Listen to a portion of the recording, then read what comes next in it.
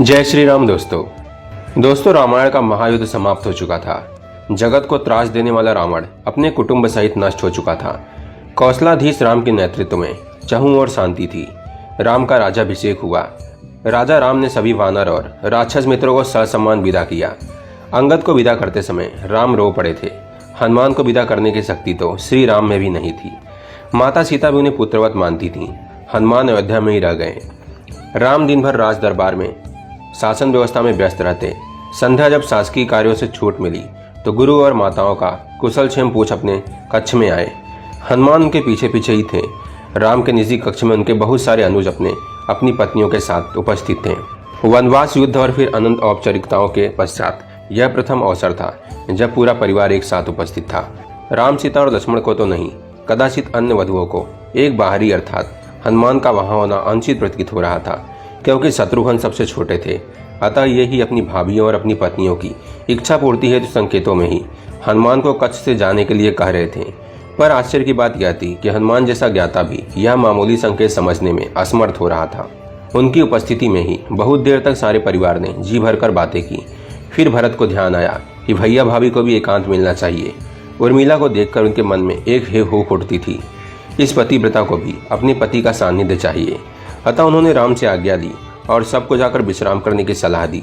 सब उठे और राम जानकी का चरण स्पर्श कर जाने को हुए, परंतु हनुमान वहीं बैठे रहे। उन्हें देखकर अन्य सभी उनके उठने की प्रतीक्षा करने लगे कि सब साथ ही निकले बाहर। राम ने मुस्कुराते हुए हनुमान से कहा, क्यों वीर, तुम भी जाओ, तनिक विश्राम कर लो।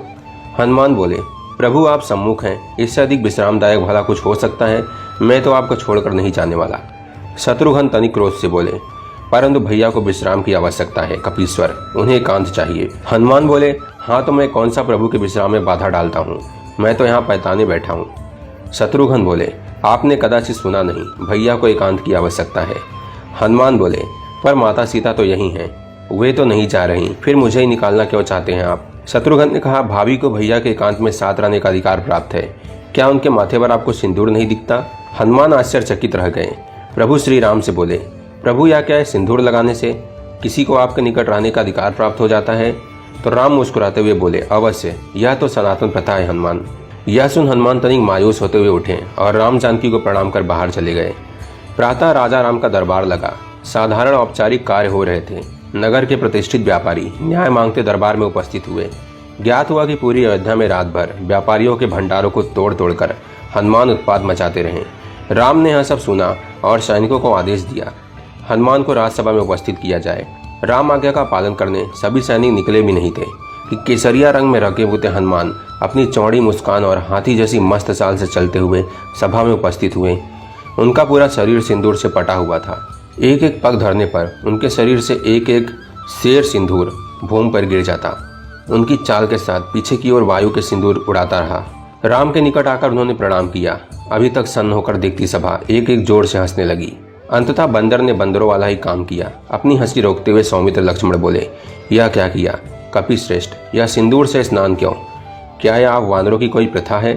हनुमान प्रफुल्लित स्वर में बोले, अरे नहीं भैया, यह तो आर्यों की प्रथा है। मुझे कल ही पता चला, अगर एक चुटकी सिंदूर लगा लो तो प्रभु राम के निकट रहने का अधिकार मिल जाता है। तो मैंने सारी अयोध्या का सिंदूर लगा लिया। क्यों प्रभु, अब तो मुझे कोई आपसे दूर नहीं कर पाएगा। सारी सभा हंस रही थी और भरत हाथ जोड़े अश्रु बहा रहे थे। यह देख शत्रुघ्न बोले, भैया सब हंस रहे हैं और आप रो रहे हैं, क्या हुआ? भरत स्वयं को संभालते हुए बोले, अनुज तुम देख नहीं रहे हो, वानरों का एक श्रेष्ठ नेता, वानर राज का सबसे विद्वान मंत्री, कदाचित संपूर्ण मानव जाति का सर्वश्रेष्ठ वीर, सभी सिद्धियों सभी निधियों का स्वामी, वेद पारंगत, शास्त्र मर्मज्ञ, यह कपिश्रेष्ठ अपना सारा गर्व सारा ज्ञान भूल कर कैसे राम भक्ति में लीन है। राम की निकटता प्राप्त करने की कैसी उत्कंठ इच्छा है जो यह स्वयं को भूल चुका है। ऐसी भक्ति का वरदान कदाचित ब्रह्मा भी किसी को ना दे पाए।